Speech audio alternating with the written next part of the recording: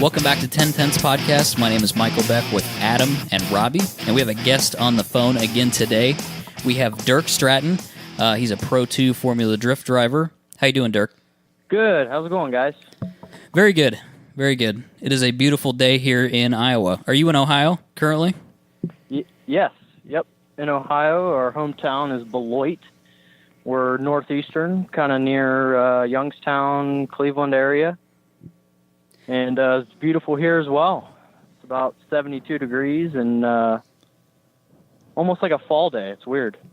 It is odd for August. Yeah, it's getting there. The weather's going to turn, though, before we know it. Oh, Yep. yeah. Before we started our conversation, you said that you were preparing for Grid Life South. It sounds like you guys are going to take off tomorrow.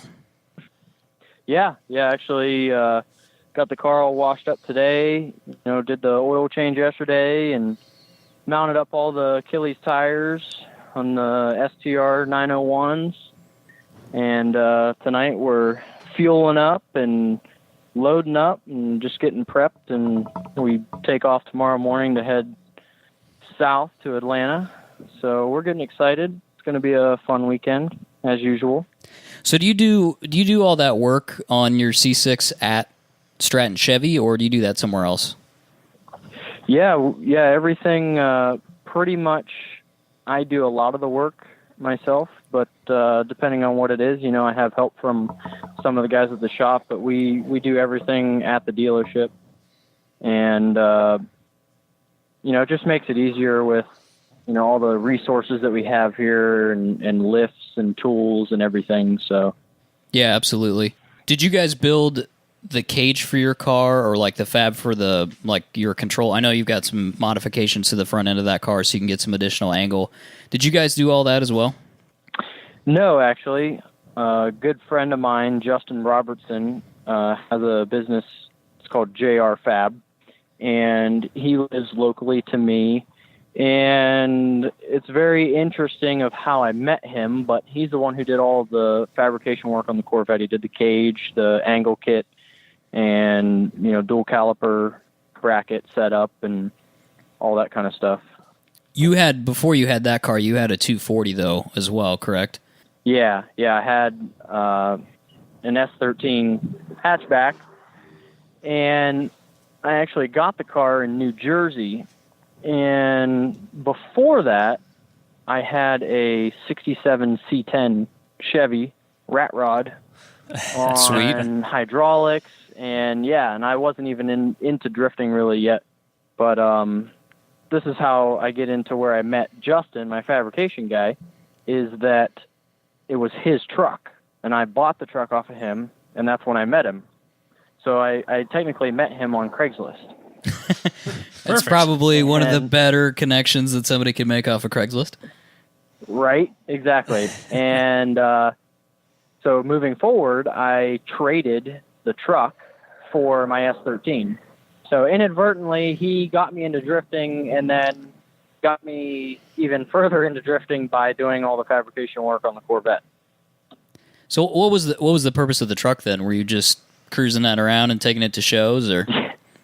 Yeah. I mean, it was just for something to cruise around, and I always wanted, something like that. And I just came across it. I was actually at a Good Guys car show. It's a really big car show.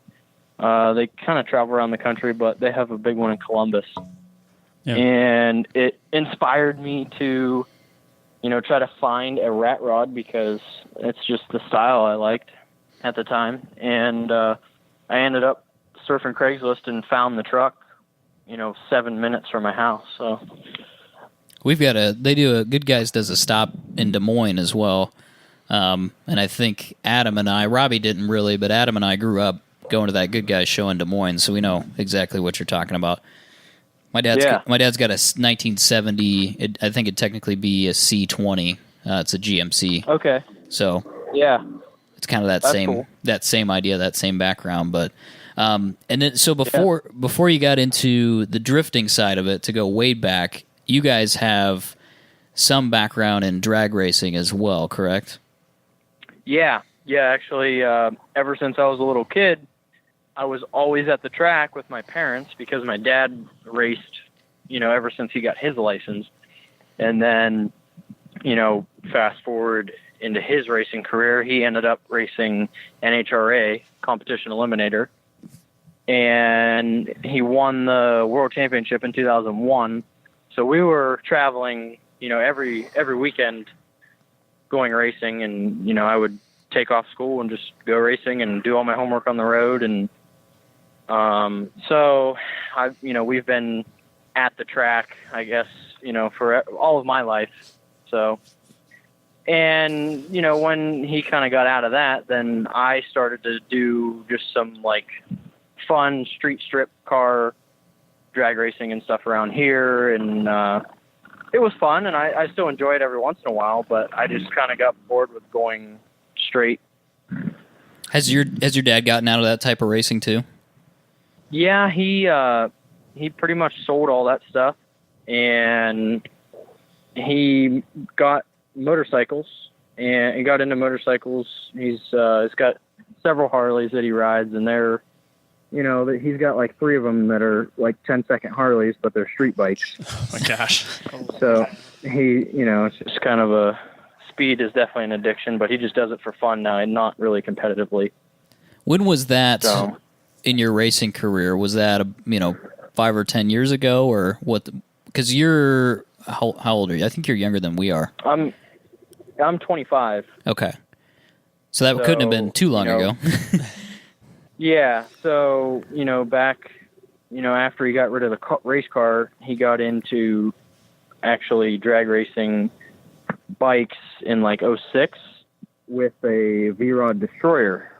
And they had a specific class for those in the All Harley Drag Racing Association. Okay. So he ran that class with that bike. It's like a low 9-second bike. And he finished like second in the first year of the championship. And then that was right around the time I was like 15. So I had my permit, and I started racing the bike when I was still 15. And, I ran it for like a year or two, but the class just kind of fell apart. And after that, we didn't really do anything for a while competitively. And I kind of started to transition into doing like autocross and some track days. We have Pit Race, used to be called Beaver Run, really nice track road course, pretty close to us, and also Nelson's Ledges. So I was just doing track days and stuff like that there, and I met somebody who I'm good friends with now. His name's Ben Bissett, and he had a S14 that he was drifting, and invited me out to go ride with him, and he actually let me drive his car. And that kind of really sparked my drifting start, I guess you would say. And this is before I ever had my S13, so that's when you ran out and traded off the truck and bought the S13. Exactly. Yep. Was that so? That car was LS swapped, correct? Yeah. So when I got the car, it was still SR20 powered. Okay. All it had was like, an intercooler, an exhaust, and had Fortunato coilovers on it. And that was about it. And the guy that I got it off of used it pretty much just as a street car and occasionally drifted it. But when I got it, I just put seats in it and subframe bushings and went out to 100 Drifters of December at Summit Point in West Virginia. And that was the first drift event I ever did, in my own car. Would that have been around 2014? That was 12. 2012, okay. December of 12, yeah. That was the first time I ever really drifted. And it was a crazy experience because Forsberg was there, Stoneback was there, and a slew of the other Drift Alliance guys, but I had no idea who they were. Like, I didn't follow drifting, and I didn't care. I was like, my friends were all making a big deal about they were there drifting, and we were there all drifting on the same track, and I was like, I didn't care because I didn't know who they were. And it's just crazy to think about now. You know, the progression from then to now for me is just it's crazy. Yeah, it kind of is a whirlwind progression. I mean, you talk about 2012, 2013 to, you know, you did Pro-Am, and then now this is your second year of Pro2, correct? Yeah. And last year you were Rookie of the Year. I mean, that's to think about in, let's call it 3 years, to go from not having any experience to being Rookie of the Year in Pro2. I mean, that's insane. I mean, I can't really think of another motorsport that you could make that progression that quickly, you know, at a pro level. Definitely. Yeah, it's a very different game. Yeah, it is. It'd be interesting to see if that progression can continue for the sport. You know, I would think that it's gaining enough momentum recently. Robbie and I both started drifting. I did it last year in a car that was not well suited to it. So now I've got a FCRX7 that's V8 swapped, and Robbie's got a 240 that's LS swapped, and so we're getting into it. But so are a lot of people. You know, so I think. Oh yeah. I think the sport's going to get more crowded, which, you know, that creates more competition, which is good, and more venues and more outlets and more this, that, you know, so it's good overall for the sport. But, you know, I wonder, you know, if that's possible for guys in the future. Yeah, I think definitely the more it expands and the more people that just learn what it is. I mean, it's a huge thing that I see in our area anyways, that, you know, most of the people I talk to don't even know what it is. Or they say, oh yeah, you do that on dirt, right? No, it's, you know, they have no idea.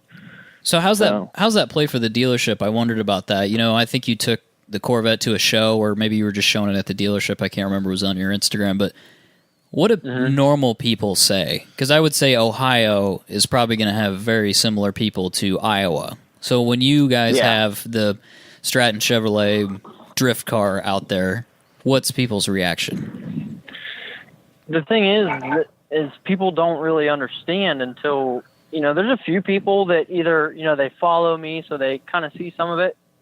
They just don't really have an idea of how serious it really is. You know, they are just under the assumption that, oh, you know, you run like really hard tires so that it slides really easily, or, you know, you're just kind of going slow.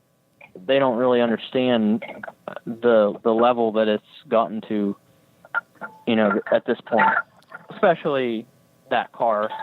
Yeah, that car's explaining how all that works is really opens up people's eyes to it.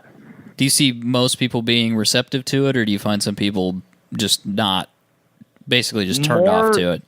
I see more people actually kind of liven up and kind of open up more to it than people that just say, well, that's stupid, you know. But there are a handful of people that do. They don't think that it's, you know, something that's not timed or, you know, something like that, they think is ridiculous.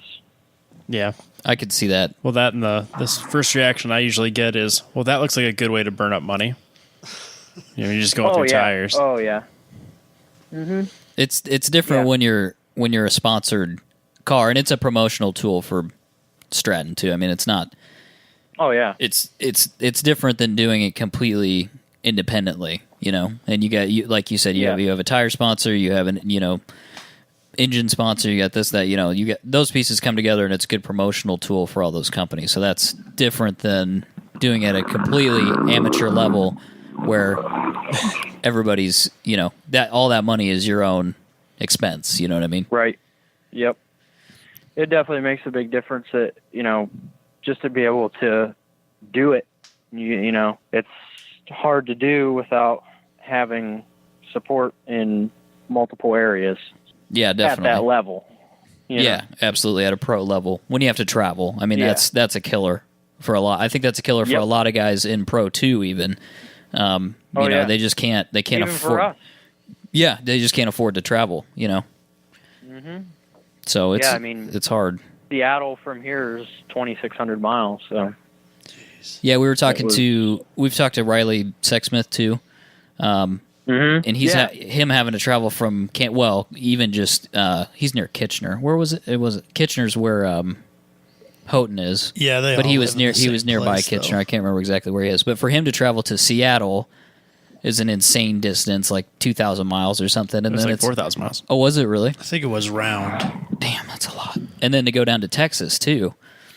So he wasn't. Yep. I don't think he was I didn't see him at Seattle, and I don't know if he's going to make it to Texas. Wasn't. So it's hard. It's especially hard for the guys in Canada. I mean, it's a lot of traveling. Yeah, definitely.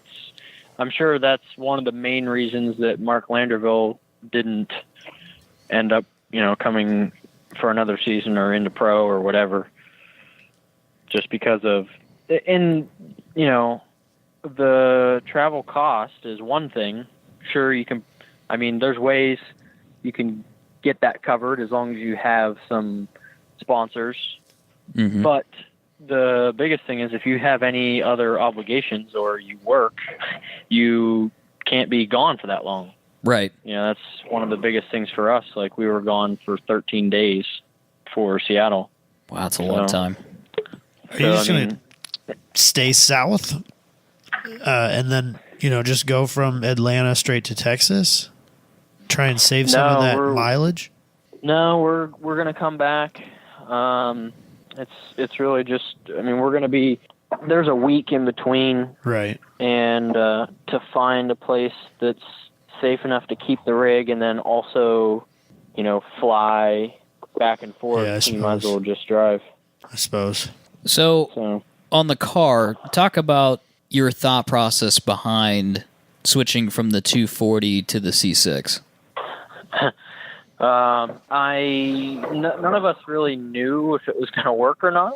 So we just put it together with, the best that that we thought we could do with everything. I got the car as a salvage title car. It was wrecked and no frame damage or suspension damage or anything like that, but it was, not really drivable. So I never really drove it until it was fully put together with cage, angle, dual caliper setup, and of course seats and coilovers, and the engine at the time was just a LS3 with a cam, so nothing crazy on power. We took it out and tested it at pit race on the flat skid pad, and it worked amazing the first run out, and it felt better than the 240 did right off the first hit. So we kind of got lucky, I guess, but now the car feels completely different than it did then even. But I'm using a way better tire than I was then, and better suspension and more power, and it's a little bit lighter, but it's just a lot faster. Everything's faster. Even when it was then, like in the slower version of it, everything's faster. The transitions are faster. It's just, you really have to pay attention more, I guess I would say. Did you look at any other chassis? Like, I know it makes sense for you to have a Chevy chassis. That makes perfect sense. But did you look at a Camaro? Did you look at, anything else along those lines, or were you pretty dead set that you wanted a C6? Definitely looked at Camaros. That was going to be the easier choice. Because there was already an angle kit developed, and obviously Conrad was running one, and Tyler McCrory, and it was kind of like, well, obviously it can work. And I actually talked to Luke Lomberger, who drifted the C6 before in FD years ago, and he was like, I say you build a C6, and I didn't even know the guy, so I was like, I don't know. And really what it came down to was just the car that I found. I wasn't going to buy a Camaro unless it was a really, really good deal. And I couldn't find any. And the other biggest thing is that the car is, 700 pounds heavier. Right. To start with, depending on trim level or whatever, but way heavier. And to get that amount of weight out of them, you have to get pretty serious with cutting things up and full composite panels and everything. So yeah, it's a big weight difference between a 240 and a Camaro.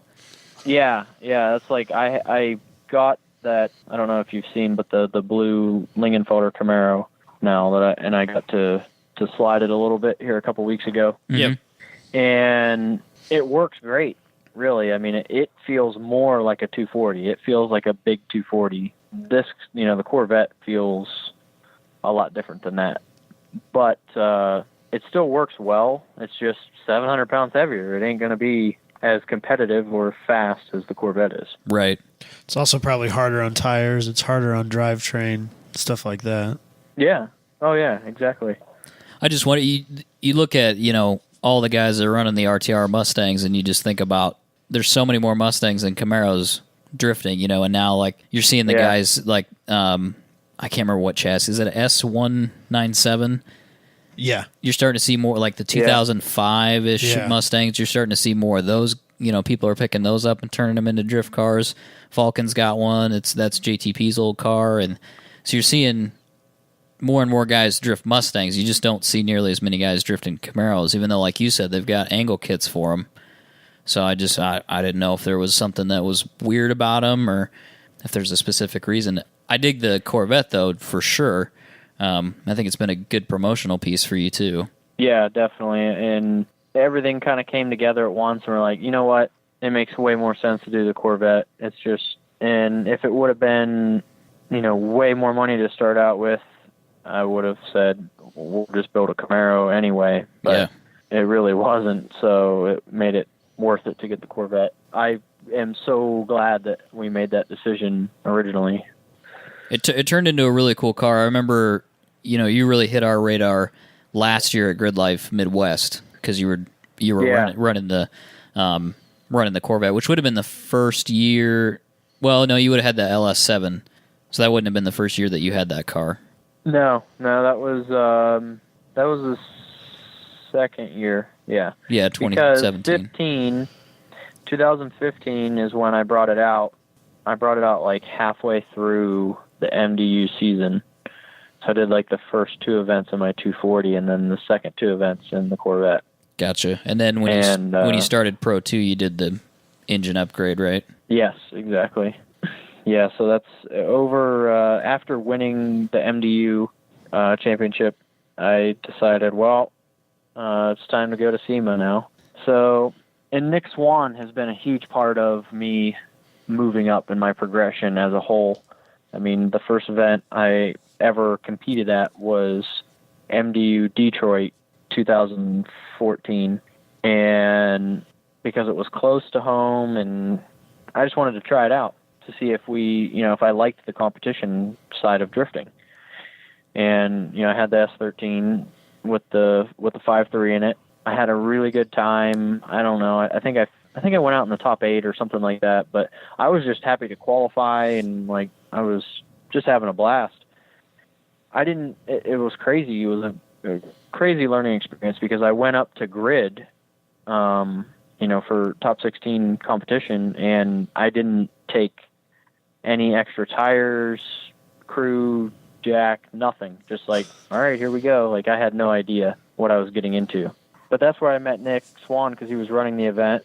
And he said, hey, you did really good today. You should come to LS Fest. So we went to LS Fest, and I finished 3rd there. That's what kind of got us into, competition for the next year. And then he helped me, kind of get into Pro 2 as well, with the partners that I have. But at SEMA, it was interesting because I just went up to, I thought, I'm not really dead set on running Pro 2, but if I can get an engine and some things, tires and whatnot, we'll go. So I walk up to the Lingenfelter booth and just kind of start talking to them, telling them what I'm doing, and, just kind of asking them if they would be interested at all in advertising in that market, and if they thought there was something there for them. And he was definitely interested and said they'd be excited to, build an engine for that application. So we got on board with them, and they built the 427 for us for, 2016. So it's been good ever since. And we didn't make a ton of changes between last year and this year, just bumped it up from 13 to 14 to 1 compression and went with a different camshaft. But that's the only change from last year to this year. It's got a pretty healthy power output for being NA. Isn't it close to 700 horsepower? Yeah. Right around that area? It's like 600, a little over 600 to the rear wheels. So okay, yeah. To the crank, you're looking at 7. So it definitely makes a smoke show. That's what I remember from Grid Life. Yeah, no, it does very good. It spins them up pretty well. Sounds awesome too. And the thing is, having a usable power band and the reliability versus some other setups. Yeah. Yep. And being NA, I mean, it's got to make a difference at some level. Oh yeah. Yep. Well, that, and I remember at Grid Life, you were one of the few guys that I never saw having to do any real work to their cars. I mean, everyone else has their hoods popped. They're scrambling between sessions, and you're just sitting there chilling. Yep, we've been very fortunate this year too. That I think over time you just figure out things that you need to do and how things need to be put together, and you see less failures or issues over time. So it's working very well right now. I hate to stray too far from where we're at, but I know changes have to be made for the future. So for last year, your first Pro 2 season, as I mentioned before, your Rookie of the Year, did you finish 4th? Yes. Yep, okay. Finished 4th. Finished 4th. You got invited to Pro. Yep. And turned it down. Yes. So how did that decision go for you? What was your thought process behind that? We definitely thought about it, we weren't dead set on going to Pro, even if we did have the financial backing, because I felt personally as though I needed more experience driving. So that's one reason. Another reason is having the team all, everybody all working together and that flowing well. So we were just kind of like, it might be better just to run Pro 2 again, regardless of, any kind of backing. Let's just, run another year of Pro 2 and gain experience for everybody, the whole program as a whole, not just driving, not just money, whatever, just get everything better. And it's worked, it's worked really well. I think it was definitely the right move. I guess now that we're at this stage of this season, we're all kind of like leaning more towards it would be okay and it would be good to move up to Pro. We feel more prepared, more, ready as a whole. So now we're more leaning towards the financial side of things and how much it's going to cost to run it and what we got to do to make it happen. How does that invite stand? If you're in good standing this year, does it, is that an open invitation or? Yeah, so if I finish top 8 or better this year, I can move up to Pro next year. Okay. For sure. Now, if I didn't, you can petition or whatever. I'm 3rd right now after Seattle. So standing pretty good to be able to, retain my Pro license for next year. When you look at the next FD event, which is in Texas, what are you looking at as far as challenges? Obviously, Josh Robinson and Kevin Lawrence, they're not too far behind you. But what do you have to do to try to maintain kind of a podium finish for the year? My plan is to win, hopefully, but I know to be able to move up would be really difficult, not undoable. But, Reeder and Van Kirk would have to not qualify too well and go out early, and I would have to win, for any advancement, I guess. I would be really happy if I can at least maintain, what the finishing 3rd like I am right now. That would be great. And if I could advance, that would be awesome. It's hard to say what'll happen, but I think that's the exciting part of it, though, is that a lot of the guys, this year I feel as though Pro 2's competition is just better as a whole. Everybody's more evenly matched and everybody has stepped up, and it's hard to say what's going to happen. As far as if, somebody pulls out an amazing victory or something like that, I mean, it seems like all these guys, just watching Seattle couple weekends ago. I mean, all the Pro 2 guys are they all look pretty, even keel, and everybody's got, even the cars are at some level kind of an even keel. You're not seeing as many of the 1,000 horsepower beasts that the pro guys have, but it seems like everybody's kind of in that same pocket of level of vehicle, level of driver, which, that makes for good competition, definitely. Yeah, that's what makes it more fun, even for the drivers. It's just more fun when it's a good, even run, in my opinion. And for the fans, of course, that's what they want to see is a good competition, not a blowout. And, there's small variances in the cars, but it's not huge. I think Texas is going to be really good. I'm excited. Looking for success. I don't see any reason why we won't have success, but you never know what's going to happen.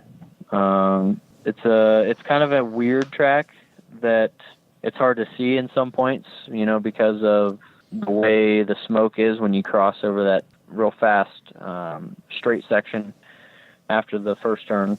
And it gets even weirder at night depending on where they have the lights set up at. So I guess that's one of the main challenges I'm looking to face is, where they're going to have the lights set up. Are they going to be blinding us? Because the way the schedule is looking, we won't have any practice in the dark.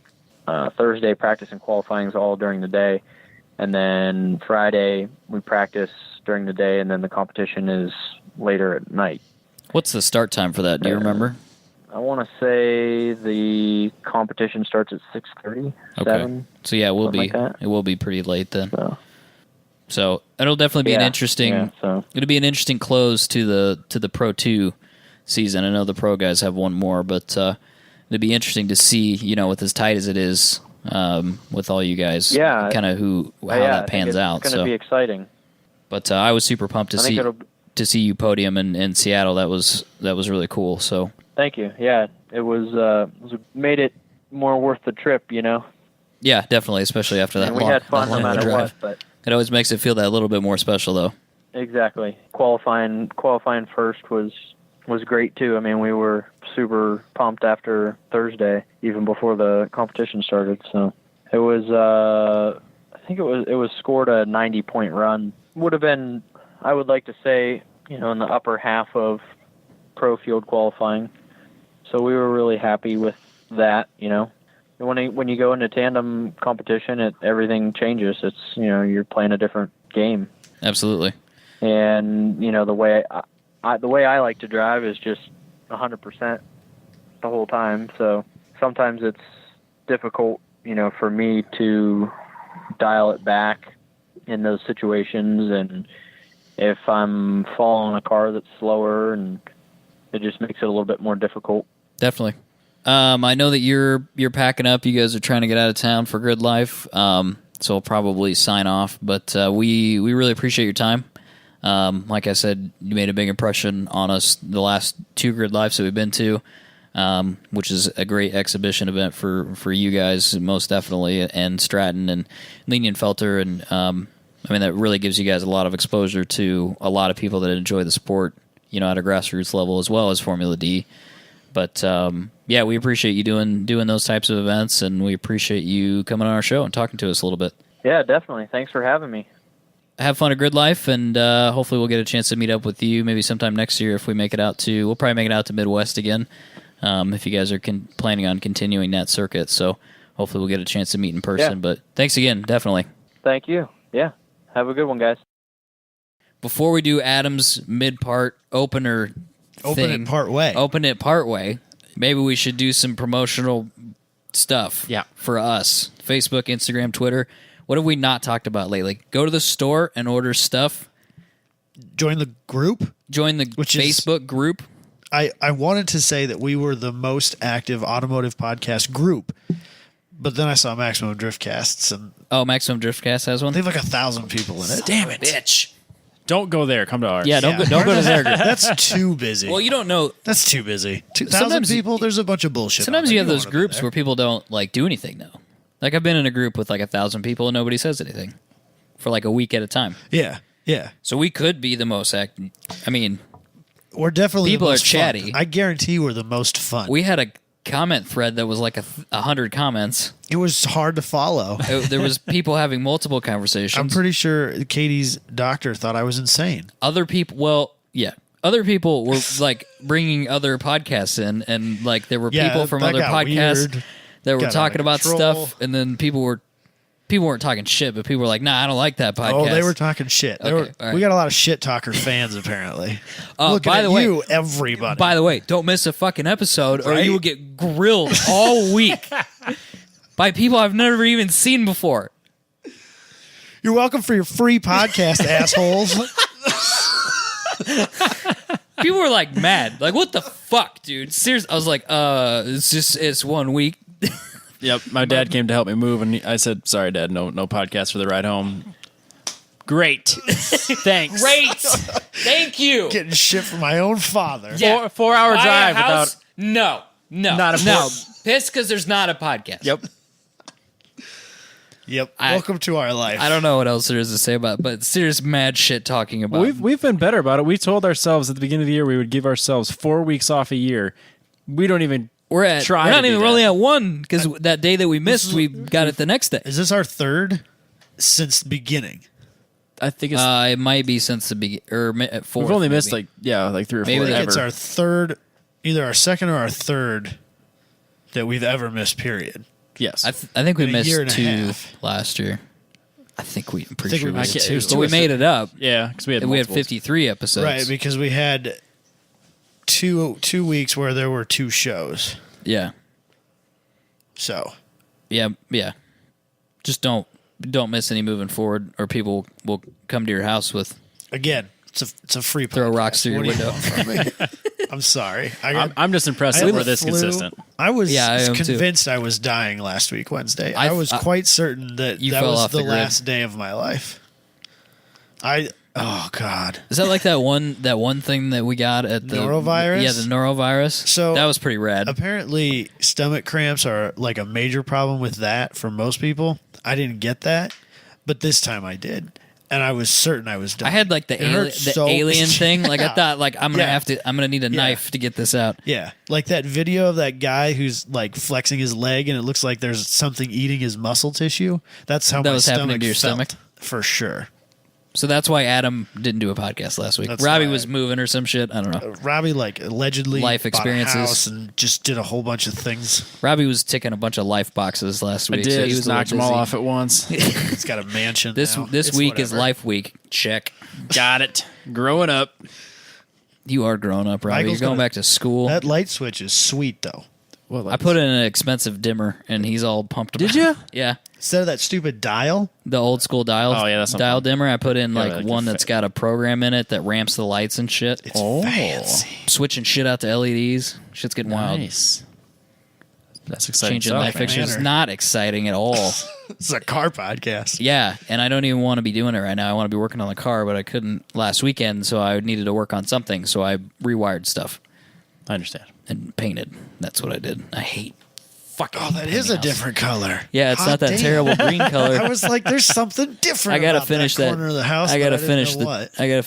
One day I'll finish the trim, but at least I don't have to look at that stupid green color anymore. Nah. My basement's green.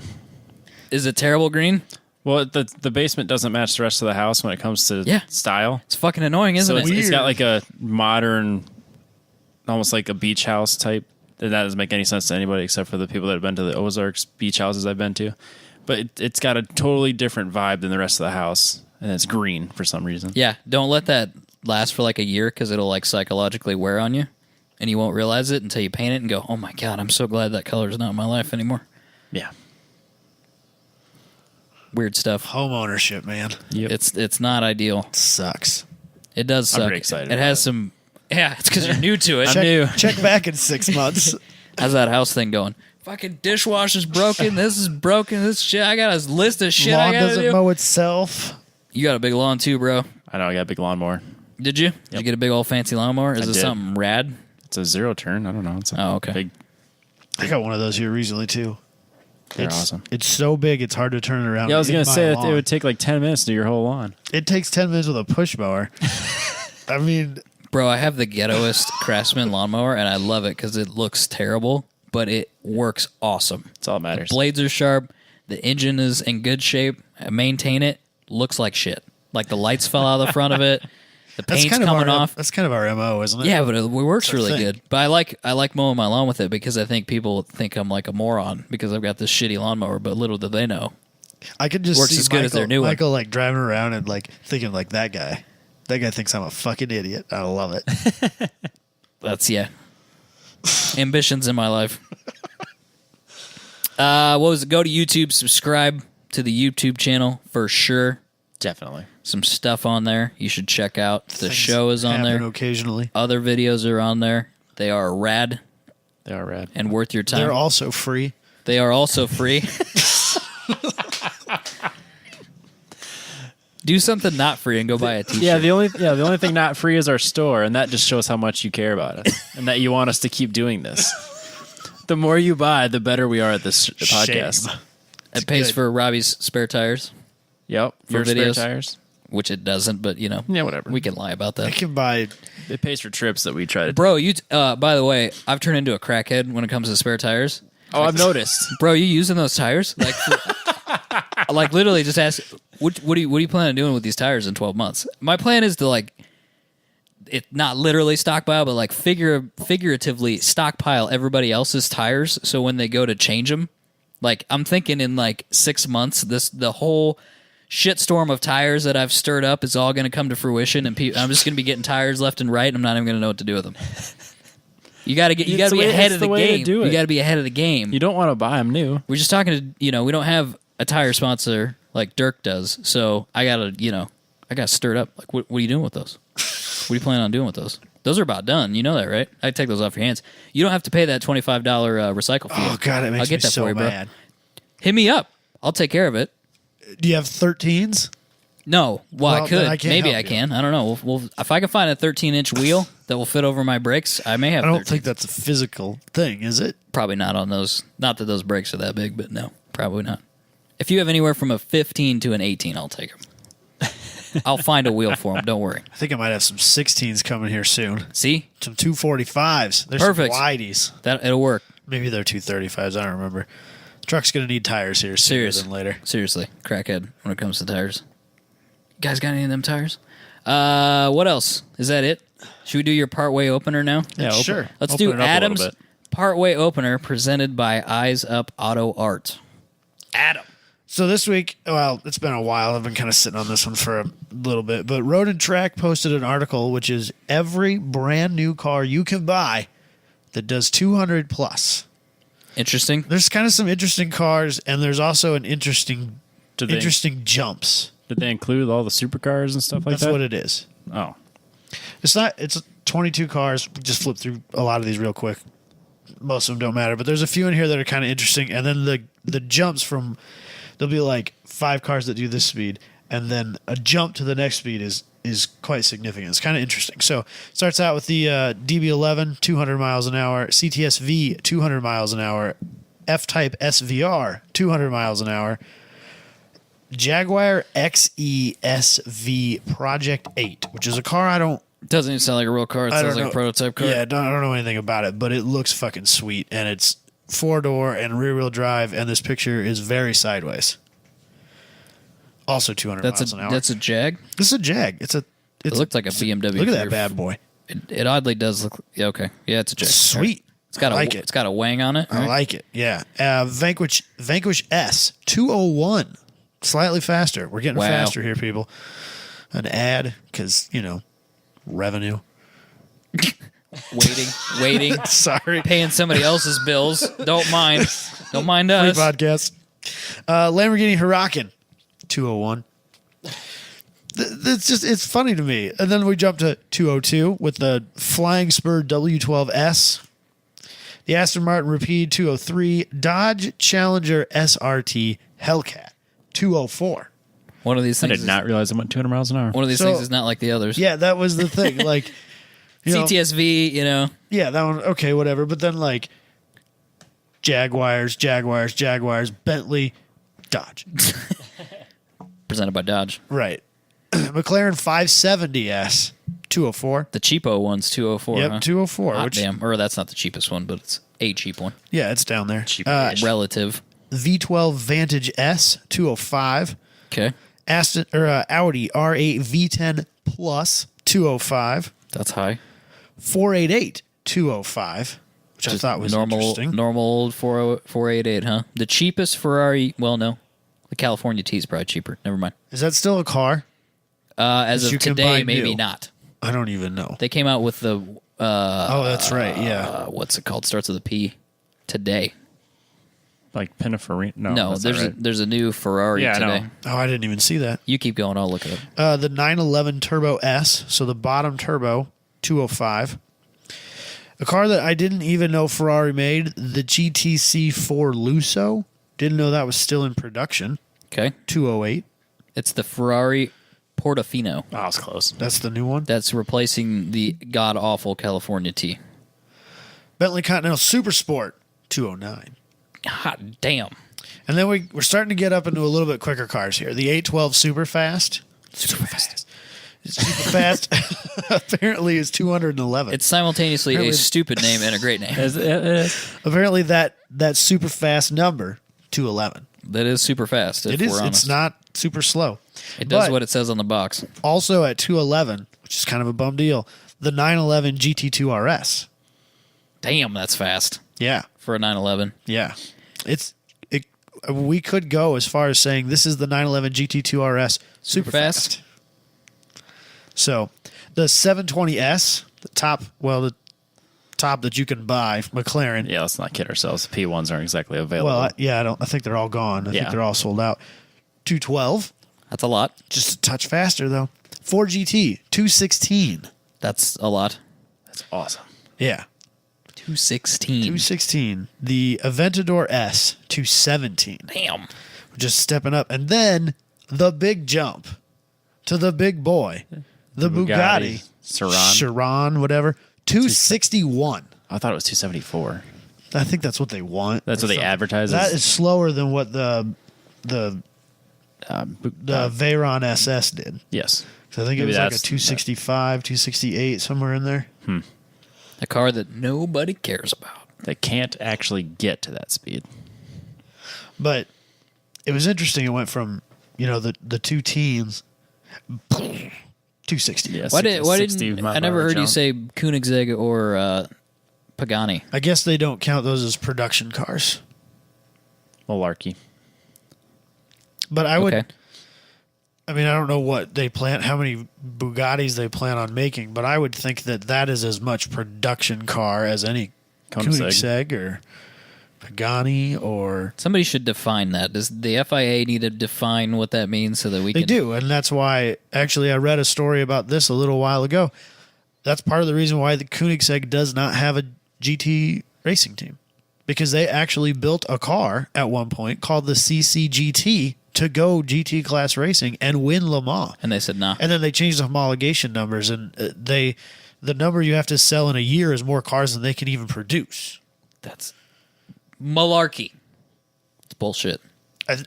The way I read it, I think that it wasn't done to keep Koenigsegg out. It just It happened was at just the same bad time. timing. Because Like- I don't think that Koenigsegg had made it apparent to the world, really, that they were this gonna was do the it. plan. And then everyone's like, oh, no, we got to stop this. The other thing is that I don't think that the class that they were planning to run in can't run carbon fiber monocoques or something like that. Interesting. So it was doubly out. But Fair enough. yeah, so that's the list of all the brand new cars you can buy that do 200 or better. And it's So kind there's of weird to one. me. There's two There's an outlier. cars, like a Void or a Affordable. like CTSV or a V. Hellcat. Yeah. And I think some of those Jags I don't think are too bad. Yeah, I don't Like know. I know a low end F type is well under the $100,000 mark, and so I would guess that as you option up to get there, you're probably cresting that six figure. Yeah. But I bet it's not too far in there. It's just a Jag. Still, It's an expensive car. Yeah. I would take that over a lot of the other cars on that list. The Jag? The F type. Okay. Like I'd take it over a 911. Probably take it over most of those Ferraris, except maybe the 488. I feel like the 911 GT2 RS would be like a madman. Like, isn't it like the most powerful car they've ever made? Other than the Not battery powered car they've ever made. Probably, yeah, that's probably true. We're making up 911 facts. Somebody's head caught on God. fire just a minute ago. This is where you join the group and tell us we're wrong. But I would say yes, unequivocally, that is the most. It's the fastest 911 they've ever made. How about that? I'll go out on that limb. You want me to? All right. No, you don't have to fact check me. I'm just saying it. We're not going. Someone else already has. There Robbie. will not be a retraction section in the next podcast. No, we don't do that. We don't have a follow up section for sure. Yeah, I'd way rather 2018 Porsche 911 GT2 RS, the most powerful, priciest 911 of all time. 911. Bam! Not Porsche. I think I said 911. I said my, what he meant. my statement was to be 911. Yeah. I said the most powerful Porsche. It might be though, without a battery. He's probably Without a correct. battery, What's the probably horsepower, sir? Does it say? 700. Oh God, that's a lot. Yeah, I don't think the Carrera GT made that, and that No. would probably be the only other thing No. that could even come. And I bet you that car think probably. this car would be better to drive than a Carrera, like a lot better. But you know which one I'd take? Yeah, You know what, Robbie? It's Paul true. Walker would agree with you, but but Jesus Christ! I don't even know what to say to that. Man, we really crossed the line on that one. that's all right. It was I worth felt it. it. I saw it. I shook hands with it, and I Low- just accepted it. Low hanging fruit, just took it. Yeah, I just took it. It's an interesting list. There's no doubt about that. It surprises me that there's not more lower end cars that are on that list. I don't know. Like Does anybody do you? I mean, what's the point? Let's be honest. being able to do 200. Yeah, no. I mean, but like I'm it's an surprised that like a advertising GT350R can't do that. I would have said that would have tickled the 200 mark. I bet they discuss it and they say, would we rather go to 0 to 60 in 3.5 seconds or have a 202 mile an hour top speed? Yeah, because You know what I we mean? could do 180 and do a 3 to 4 tenths of a second. we could be faster faster 0 to around 60. Laguna Seca than Exactly. these cars, or we could gear it to do 200 and not be able to break any records. The other thing I was surprised by was the lack of Corvette. Yeah, well, they don't make the ZR1 currently.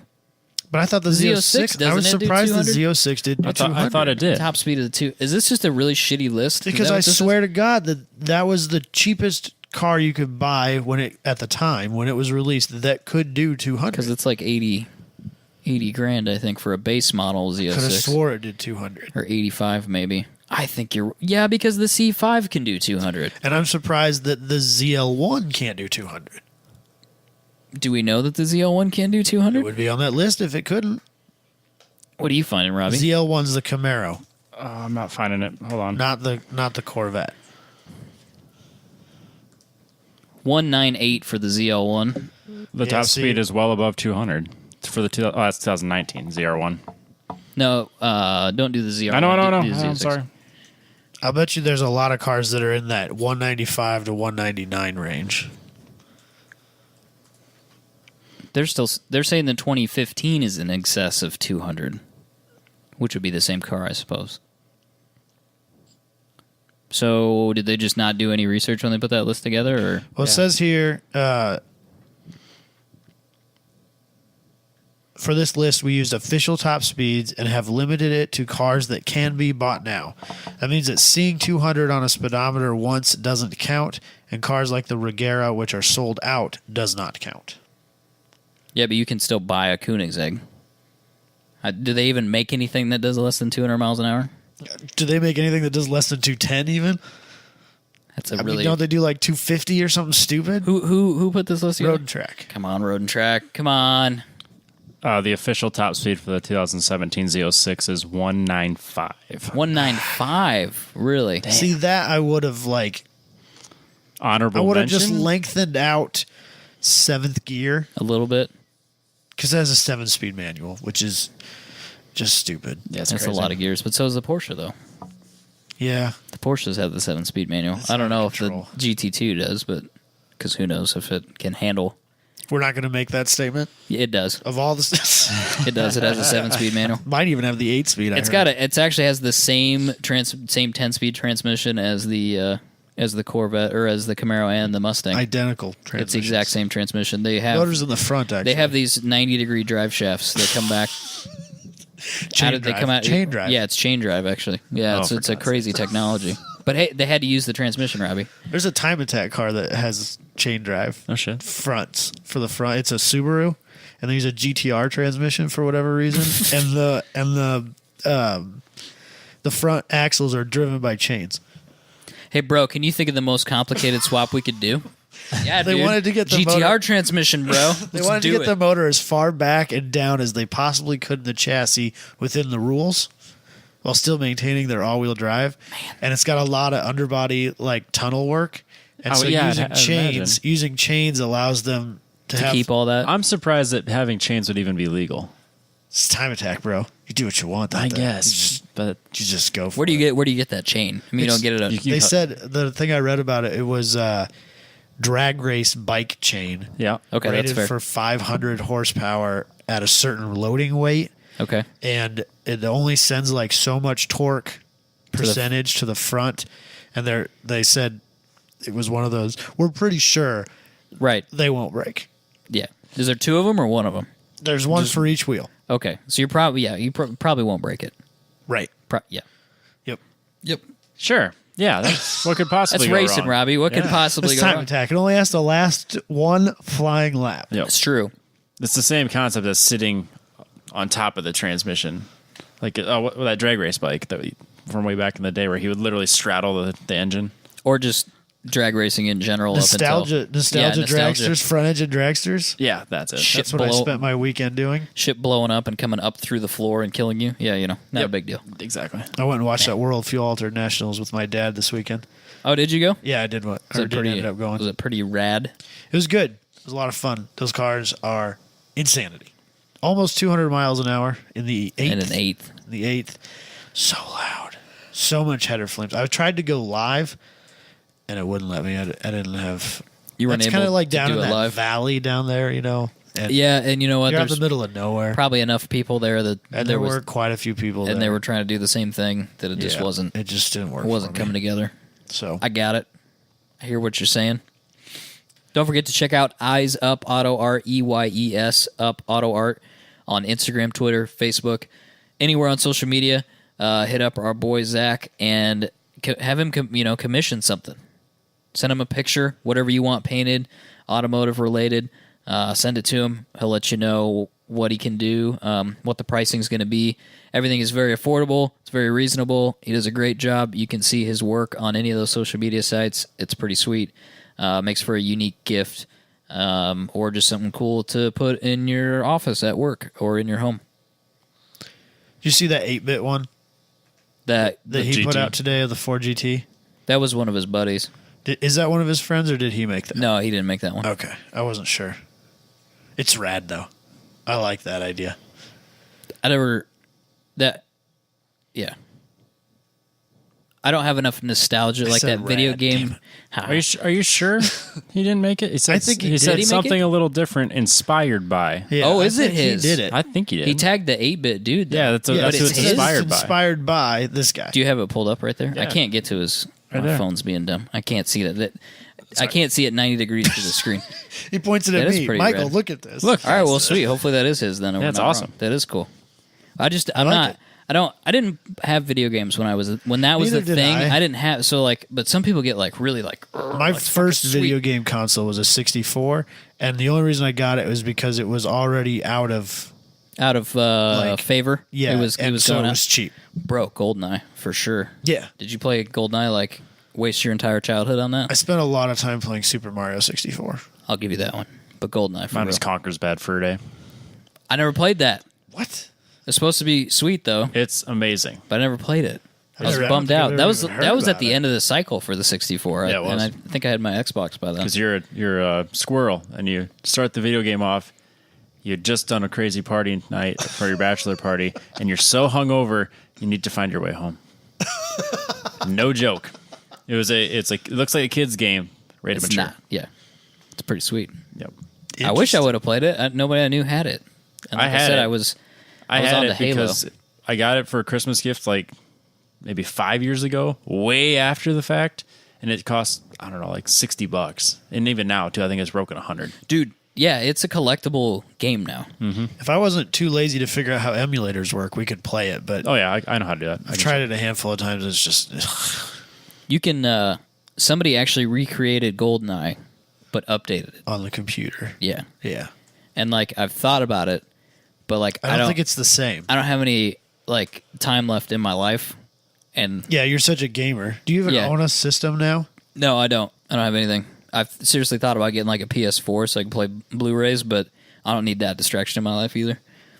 What I think is funny is you thought about buying a PS4 so you could watch Blu-rays. Yeah, but see, if I had a PS4, then I might buy a Gran Turismo. But again, Then you're going to want to be able to simulate. I don't You need- you I don't see need how that this in my life. Yeah, the snowball effect. It's just I don't need any of downhill. that shit in my life. All of that could be spare tire money. That's true. That's a lot of spare if I'm tire not, money. here's the deal. If I'm at my house not doing anything, I need to be asking people about whether or not they're going to sell me their tires. I mean, Right, that's really what I need to exactly. be doing in my free time. Downtime equals You're gonna need asking more people wheels for tires. too. Bro, I'm working on it. You're This is chill. That whole my garage, that whole vaulted part of that is open, and there's nothing up there right now. gonna So be I'm full just of gonna fill it tires. full of tires. You're just gonna lay some plywood down there. And No, just- it's already it's ready to go. There's stairs and okay. everything. Oh man, Yeah, that's we just start throwing tires up in there. nice. Yeah, serious Till that crackhead. catches on fire. Well, Might want to that's what just insurance is for. Not that I'm going to burn it down, but just have your electrician make a once through before you start stacking tires. he did. I put all those fancy that's right. motion You- detection lights and all Right. that shit in there. Yeah. Man, got you it all- really are doing that. It's all house locked thing, down. aren't you? Yeah, it's all locked down too. I got everything on fucking locks and Do you need a sticker? codes and everything. Do you need a sticker too? No, there's no windows in that one. Oh, okay, you're good. People can't. If somebody wants to break in there that bad, fine, take it. Steal the Camaro while you're at it. Get that shit out of there. Just take whatever you want. If Except you really the want tires. it, Leave the the tires. Don't be a dick. You can take the Trailblazer, just don't take my tires. Took me a long time to get those. Insurance those- will replace Yeah, the tires aren't insured. Yeah, the Trailblazer. Trailblazer's replaceable. The tires, dude, you don't even know. What did they steal from Try to you? explain that to an adjuster. There's 20 sets of used tires in the attic. Well, they Is have that a why va- the neighbor's house burned down also? Maybe. I can't say for sure. I wasn't there. They when had it- a value though. I need those replaced. Is that why they could see the smoke from a state? Ames. Right. From a third of the state away? Yeah, Now, possibly. every time I see smoke rising from the south, I'm going to assume tire fire. That's Tire Michael's fire. garage. Son of a bitch. Oh god. It's just a lifestyle, Robbie. I understand. I understand. I refuse to apologize for it. That's all right. But now you've got space to fill up. I the do have tires. space. Well, then I was really excited because I moved in and then I realized that the previous owners left the TV that was mounted on the wall in the bedroom, which is bigger than the TV I had on my simulator. So I got a new TV for my simulator. Bonus TV. It's much nicer than the TV I had, and it's bigger. Boom. See, it was worth buying it. Yeah, now, yeah, You can hardly afford not to. yep, You can get a lift. it's been spoken about. Has it? yeah. How tall is the ceiling then tall enough? Very, very tall. Squashed? Very Is tall. it very 14 foot probably? Is Yeah. it? I don't have an actual insulated. Is it Yes. lofted? Yes. Okay. Is it heated? No, it's not lofted, but it's insulated. And it's heated because I saw Yeah. the heater. Yep. Oh, that's right. I did see the It's got the heater. wood burning stove. Bro, you want a window air conditioner for free? Yeah, sure. Okay, take them because I don't want them All right. here anymore. I'm down. Got Are like you 18 of centraled them. now? Yeah, yeah. Oh man. I'll That take cut 'em. into my race car budget having to buy an air conditioner. That was fun, Yeah, but it happens. I understand. I need to pick one or the other: race car or house. Usually had it's this a discussion race car. before. We've said this before. You, can can sleep live in in a- a car. right. You can't race a house. I'll tell you what, I'd have a GTR if I didn't have a house. A rear wheel drive GTR. Priorities, man. Yeah, I know, but yeah. I had to explain to some youngins on a Facebook group this week that Did just you because start with damn kids? just because it's a Listen up, son. Skyline doesn't mean it's a GTR. Oh no! Oh boy. Did you get roasted for that? Well, because they're like, "What? This GTR is a 4-cylinder." Oh, that means it's just a Skyline. It's not a GTR. GTR was a trim package. Whoa. What? No, stop it. All right, put your vape pen down, son. Listen up. Listen to me. Let me teach you something. Hey, fun fact: GTR is not the greatest car in the world. So just chill. Well, there we went. The thing is, the GTR All is the great. Porsche people are gone. All the we have like 4. I love JDM You want to piss nonsense. off the Honda guys while we're at it? I mean, let's just kill them all. Yeah, your cars are slow.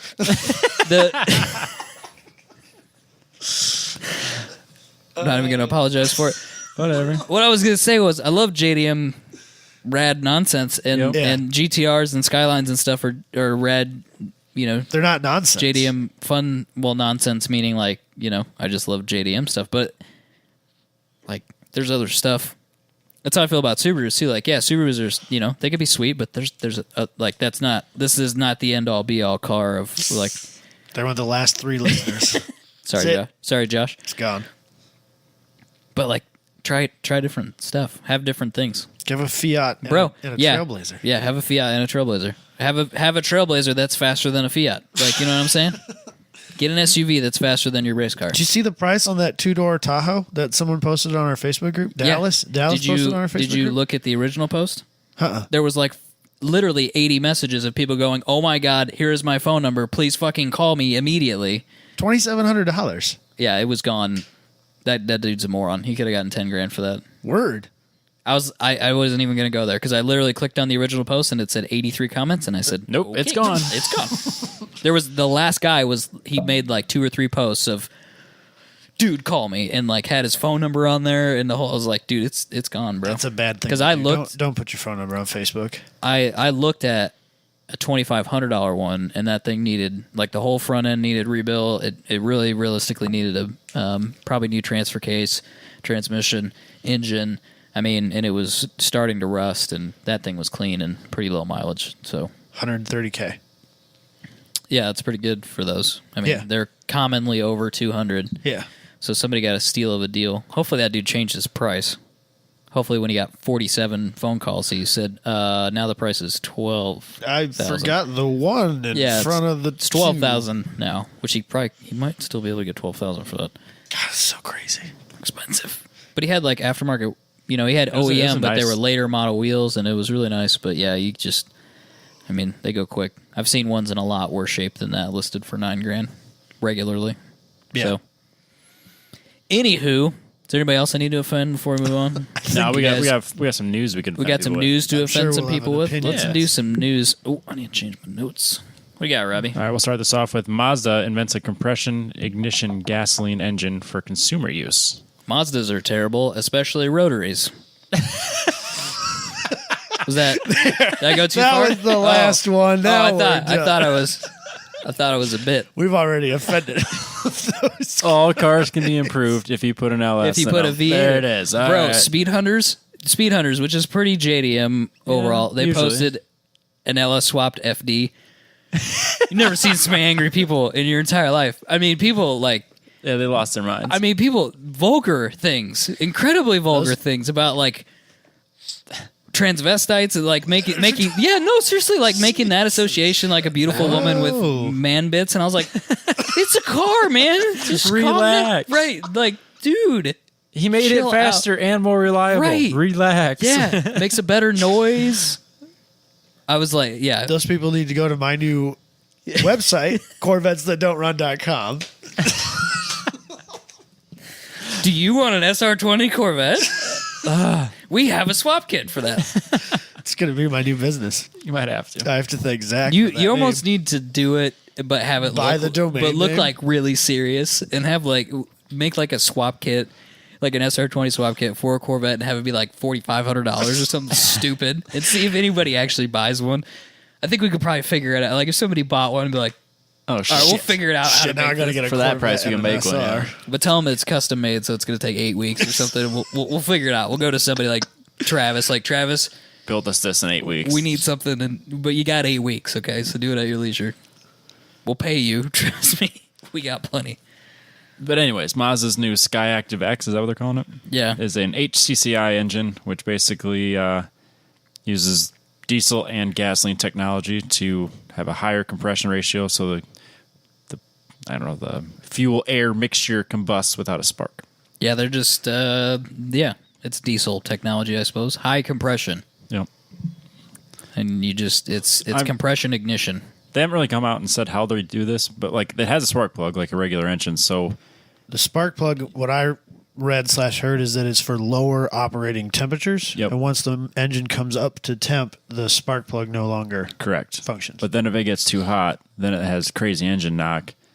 So you get the back timing out of it? Yep, you have the back timing out. So it's a pretty complicated engine, and it's going to have to be pretty well controlled because it has to stay within that temperature band, or else it requires spark or it knocks like crazy.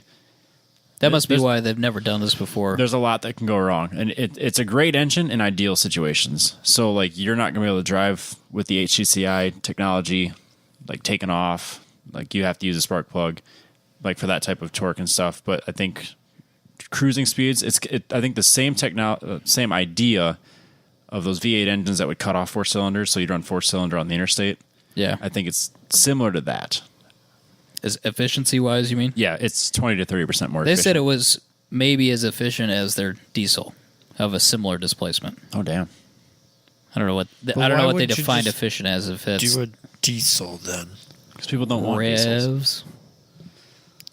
The people who are buying this stuff don't care about RPM range. It's probably targeted at stupid Americans that put Can't the wrong hate fuel diesel? and put the wrong fuel in things. Yeah. Or people that hate diesel now. Or- 'cause Dieselgate. So yeah, diesel's or- forever marred. Realistically, it probably puts out less emissions than a diesel equivalent. Now we're finding out. Yeah. Yeah. So that When might you're be not cheating. right. That might be a good reason I to don't think have Mazda's it. got hit with that yet, though, have they? Not that I'm aware of. aware of. Everybody else has. I thought they've looked at the Rams. Now that's being questioned. I thought they looked at GM's diesels, and there wasn't really an investigation on those.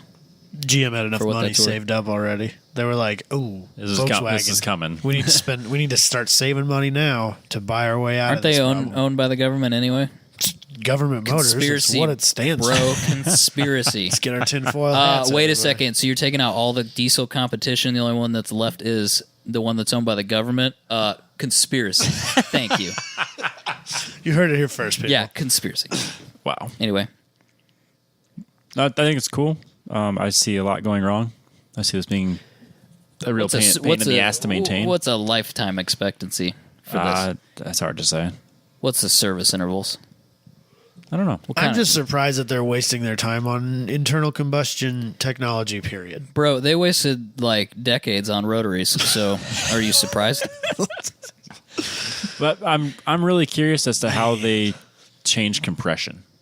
Because when you have the spark, it's a lower compression. Oh, it is. It is? Yeah. Really? They So- changed the so compression ratio? Yeah, so when it switches from HCCI to regular and back, it changes its compression ratio. Oh, I thought they were just So they I were mean, just it's sparking not the it's fuel. not just timing; it's everything. Did you ever see a compression number? Like, we're talking like 20 to 1 here, or is it, what is it? What's a normal diesel compression? Regular gas would be like 12-1, but Right. it doesn't say exactly. Like it just says max CR possible is what I was able to find. Diesels are between 15 and 23. I'm surprised that Thereabouts. Dirk said he has 14 to 1 compression in that That's motor. very high. He must run some real gas in that bad boy. Yeah, he said before he was running well over 100 octane. Yeah, Like, I would think. Yeah. You got to imagine it's 7 liters and it makes 700 horsepower. That's a lot. Yeah. It's all of it. That's about all you're going to get. So back to the HCCI. Like, I don't know how they're going to do it, but a way to add compression would be to leave the intake or exhaust valve open longer as it's building compression, and then close it. But how would you regulate that? It's an engineering nightmare to me. Variable valve timing. That you can just control like that. Yeah, GM does it. VTEC, yo. That's different. It hits a certain RPM and then it just. Yeah, I but don't GM, that's why everybody deletes that variable valve timing shit on the GM. Same cars. with the Nissans. And the Audis. They get rid of it on the Audis? I don't think that there was any significant point to it. And I know a lot of the 1.8T like monster builds that I saw, they did away with. Oh, even that generation of engine had variable valve timing? So the later 1.8T that came in the TT, you could get a variable valve timing motor, and a lot of people just didn't deal with it. Interesting. Yeah, because this wouldn't be based on RPM, it would be based on temperature. Well, crazy. Infinity's variable compression motor actually had a micro motor in the connecting rod that lengthened and shortened the connecting rod based on the compression ratio that it wanted at the time. That sounds like a That's probably what they're doing, though. terrible idea. Yeah, what's the shelf life on that? It can't be good. Whatever the warranty is. 30,000 miles out of the box. 60,000 miles. That's why we haven't seen it yet. Yeah. True. Shit, we can't even get pneumatic. You know, the Valve camless motor? system? Yeah, we can't even get pneumatic. Free valve. Come on, Koenigsegg. What are you doing?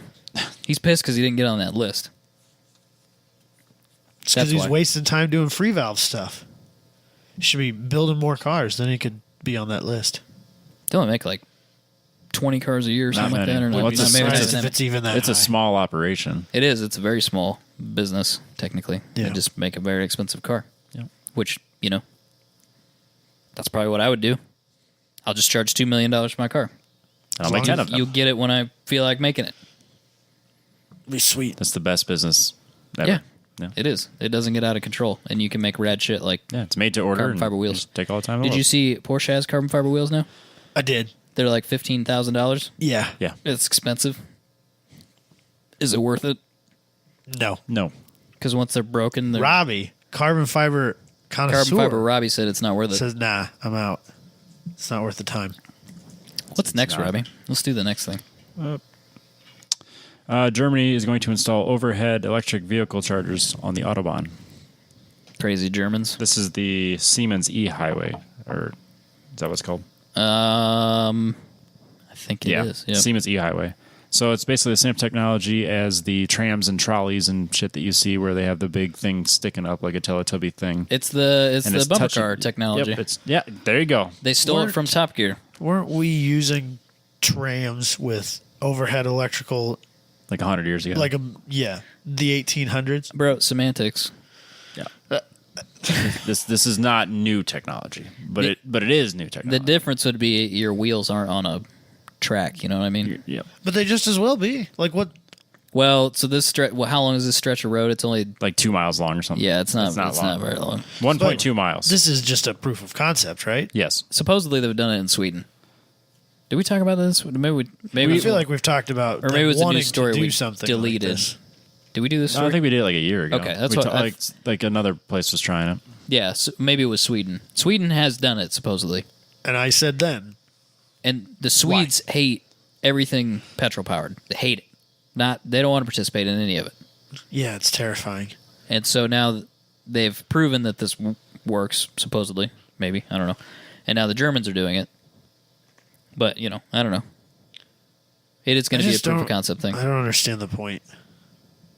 Well, so basically you need a really fancy engine so that it'll shut the diesel off and then run on battery power. You'd need a super fancy truck to make this work. And then then the antennas have to be able to extend. They need a motor in them. Yep. So, Even if this was like scaled way out, so that you're on this stretch of road for 100 miles and then you exit, I feel like there's got to be better ways to do this. There's a lot of logistics involved in this that it just seems messy. yeah, and it limits. Like you have a set height that you could never go over. I understand like there's a set height now with bridges, but like you'd have to kind of regulate that too. Yeah, and you'd have to regulate the truck Trucks production and voltages and amperages. I don't think it's That'd be another thing. How do you regulate? When that system fails and Well, how do you regulate when you've got 5 trucks versus 50 trucks and the load, yeah, this is going to be a very the complicated voltage system. load? Yeah, which is why Siemens is involved, I suppose. But Yeah. Those are all solvable things. I just feel like it's going to be a lot of money put into this to solve a problem that, like, I don't see it working.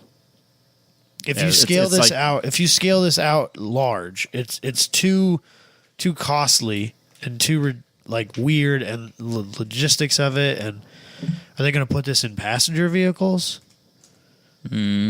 didn't say. Probably Like, they would What like happens to. when it rains and stuff like that?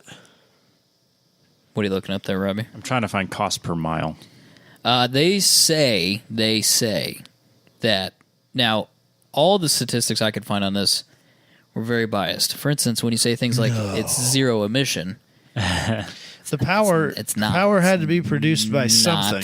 zero emission. And while it may have been wind, It may not have been wind. it probably wasn't. Okay, so it's not zero emission. They now have a little asterisk that says at point of use or something like that. So it's like, okay, sneaky. They're saying it saves. This is, just take this as I'm saying it. Take it as just this. Right. It saves 20,000 euros over the course of 100,000 kilometers. The fuck does that even mean? How? That's what I'm saying. Like, what does that mean? It saves you 20. Okay, so are you saying it saves 20,000 euros over the course of 100,000 miles versus the fuel cost? Because was it 20,000 or was it 200? No, 20,000. Because I can guarantee you, having to replace the truck costs more than 20,000 euros. You know, you trade in the even truck. outside of that. Let's just say your truck's used up. You need to buy a new one anyway. That's you just have to eat that cost. Life is life. Moving on. I can guarantee you this truck's more than 20,000 euros more than the other truck. But maybe, okay, but maybe continue. it's less than 20,000 euros more. It's 19,000 euros. Okay, anyway. Well, so are they going to let me use this for free? Because there has to be a cost involved in the usage of. Won't they just tax the piss out of truck drivers? Yeah, they'd probably tax the truck somehow. Well, you could keep track of how long you've been on that. You could have some sort of code. Yeah, you could. Have like a toll. Yeah, some Or way just to read. I'm sure that they'll have some sort of electronic tag, and you can just bill them Right. electronically. So I have no idea what that means. The other thing is you can only go 56 miles an hour. Well, that sucks. I guess for trucks, okay, fine, whatever. But that's what the current technology is allowing them to do is 56 miles an hour. I wonder why that matters. All right. I don't know. Electricity travels a lot faster than that. Yeah, supposedly. So, so you wouldn't think that they're outpacing, the electric transfer. Probably not. I'll give you a couple more statistics. Take these at face value. 6 million tons of CO2 savings per year if 30% of truck traffic on German highways is electrified and supplied with renewables. Don't know what renewables means. Renewable energy. So it's supplied with assuming, wind or water. Assuming every truck in all of Germany is on the system at all times 30%. and supplied. Okay, 30%. 30% of all trucks, but all the time. So Right. 30% of those trucks at all times are on this system. Right. And the power is coming from a wind turbine. Right. It saves 6 million tons. It's a lot. Fun statistic. I don't know how. Anyway. I think that's a lot. I don't know how much that is. It probably is a lot. Should we strive to that? Absolutely. It's a weird, you know what I mean? It's like a weird back pocket. If you do this and this and this and this, you'll get this sort of thing. I just don't like this. This is the same for the same reason I don't like this. I don't like the solar roadways idea is the maintenance cost and how bad we are with maintaining our relatively simple roads that we already have. It's kind of like the Hyperloop. It's a cool, fun idea, but financially, I don't know if we can justify it or make it work. 'Cause, I mean, what's it going to cost to make the truck? What's it going to cost per mile? How are you powering this thing? Well, at Who's some point, paying for I'm sure that we will, as a culture, we will have to decide that it doesn't matter if it's financially feasible. This has to be done, and so we're just going to have to subsidize it as a whole and eat it. Well, so this is a German government-led project in collaboration with Siemens, which they're not throwing any of their money out into this deal. They're getting paid to do this. So, I mean, it's 100% subsidized, technically. Yeah. That's what we're going to end up doing is we're going to have to decide as a group. We need to do something about our emissions output, but they can't do it and be profitable. So they're just not going to unless we say, don't worry about what it costs, just do it. And we'll pay you back with our taxes. But we're doing that now with electric cars, which is being phased out, to be fair. But we've been doing that for years. That was just to get the ball rolling. And we do that with our ethanol production and our wind farms, and I mean we do that with everything already. I take a small issue with the ethanol thing. I know that's a big statement. It is what it is. considering it's I'm not Iowa, trying to make but- this a political argument, but almost all of our renewable and long-term things we are subsidize. green Right. enterprises we subsidize in some way. And I guess I don't have a problem. I don't have a problem with that. To be brutally honest, I don't have a problem with that, as long as it's not detrimental to other programs or taxpayers. I think we should support new technology, and I think reducing CO2 emissions by 6 million tons is A noble cause. it's It's a good I think news it's a for my great tax goal. dollar. I think it's a great goal. Is this the answer? I don't know. If it's the I answer don't or think not. this is the answer. No. No, you're out, Robbie. Well, I don't hate it as much as Adam does, but I do like it a lot more than I like the Hyperloop. I just think that we could do the same thing with trains that are electric and just use trucks for, We have diesel electric trains, which blows my mind that we don't use them more. I mean, I suppose the infrastructure's not there, but building a railroad's not nearly as expensive as, some of the other things you could do. Transporting goods by truck, this is going to be an unpopular statement too, You've but said it's it not, before. it's not very efficient.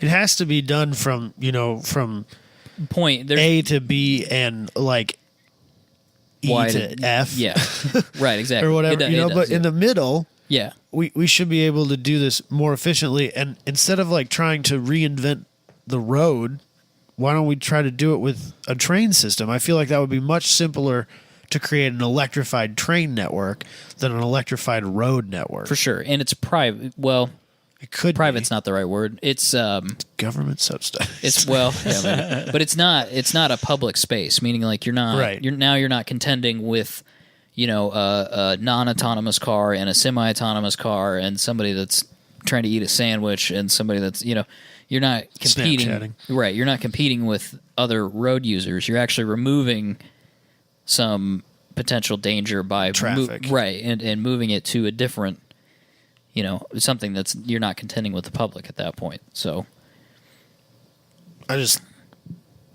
I know it's kind of a dead thought, but I'm all about these trains. they already have diesel electric trains. I know mean, they do, and I feel like it wouldn't be that hard to make a fully electric train that runs on electricity provided by something underneath the track, like a subway is. Robbie, you're an engineer. How you feel about that? I'm not an electrical engineer.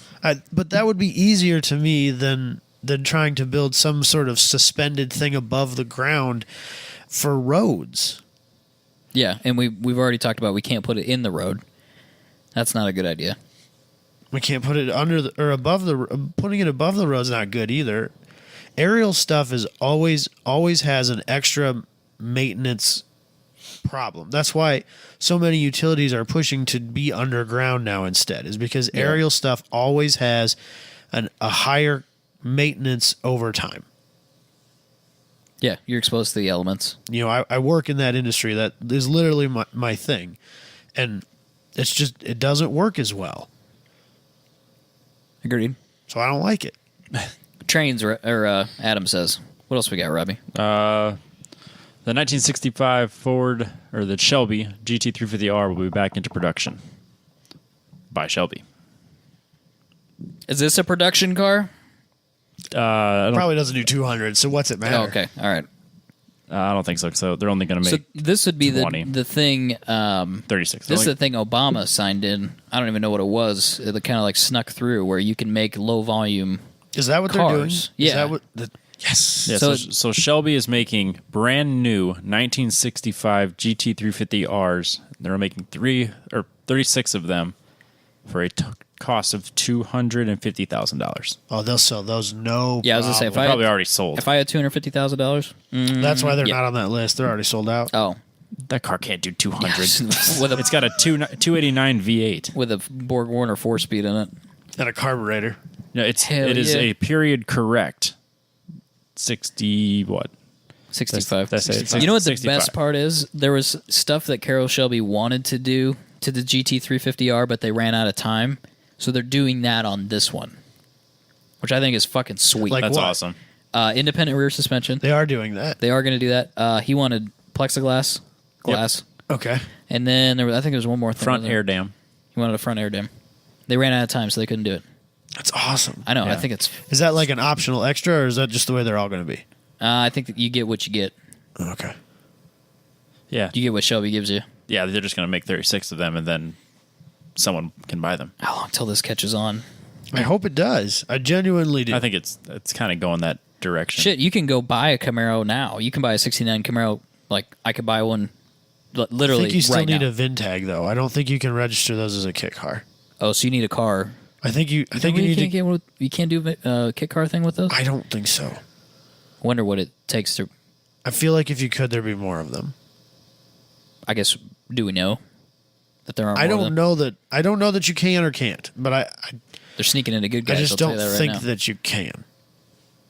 But anyway, Yeah, you we can, saw a cheetah at Good Guys, so it was not a real cheetah.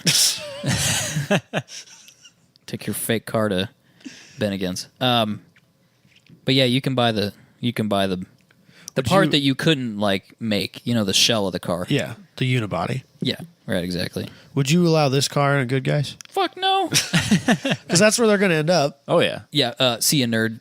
Seriously, go down the street to the Bebops. You're not getting in here. It's a new Ooh, I do love a 2018. Bebops. Well, you can go to the Bebops, get a burger. Then when you take your lunch break from Good Guys, you could see them down at Bebops. Sweet. I think that's a local thing, isn't it? People People don't know what very Bebops local. is. I didn't know what it was till I moved here. They make. I don't think they're Greasy, anywhere greasy outside burgers. of the You don't Des like Moines 'em, right? Metro and Ames. Overrated. I haven't had one in. Overrated. They 10 are the years. best fast food burger in Iowa. Bromigo, you say the that. fuck outta You here. say, dude, you say that, and somebody said that in like City View or something like that. Outrage. I said in Iowa. It was at all- least No, because I don't want to get all these in and out people. And This just this put guy your said the pitchforks same down. thing. Just He said chill the same fuck thing. out. Best burger in Iowa. We're like top 5 or something. Fast food burger. Yeah, I think he said that Like too. walk up, get my burger, Yeah, walk yeah, out.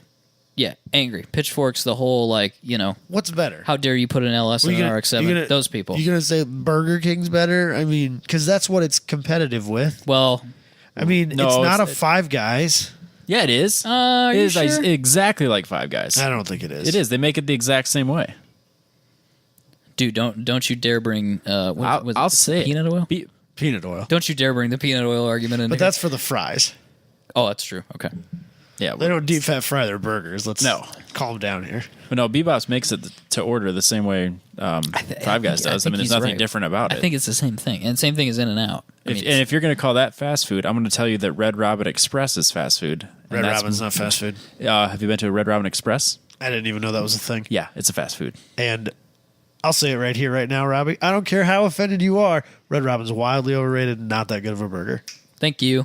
Coming from the guy that likes Bebop's. I would rather eat it. Fuck. I would rather eat at Wendy's than Get Red the Robin. fuck out of here. I'm not. Can we talk about the Mustang? I No, can't even. I have can't some even other. talk to that. I have some other food statements I would like to can't make. even speak to that. Fazoli's, Not that good. not Get Italian. outta here. Not That's Italian. garbage. Food. Not Italian food. No, that's what's awful. the other one? Olive Garden. Beat it, nerd. Get out of here. That's all right. I mean, No, I'm not- Robert. I'm not gonna- Robert. I don't go out How of my way dare for you? Olive How dare Garden. you? How dare you? I didn't say it was good. I'm just saying it's not. How it's dare all you? right. Master's program student. You're telling me Got a mansion. That's not a mansion. you got It's a a mansion. fucking shop and you're going to tell me that Olive Garden's Italian food? I didn't say that. Beat it, nerd. I said it's not that bad. I never once said it was Italian. It's on record. I can't I afford. think it's terrible. I can't afford good Italian. That's the problem. That's fair. I can give you that. I can't afford good food, frankly. But That's why he likes Bebop's. That's why you eat a Bebop's. Dude, yeah. there's nothing. Okay. There's a time and a place for Bebops, just like there's It's a all time the and a time. place for Five Guys. Yes.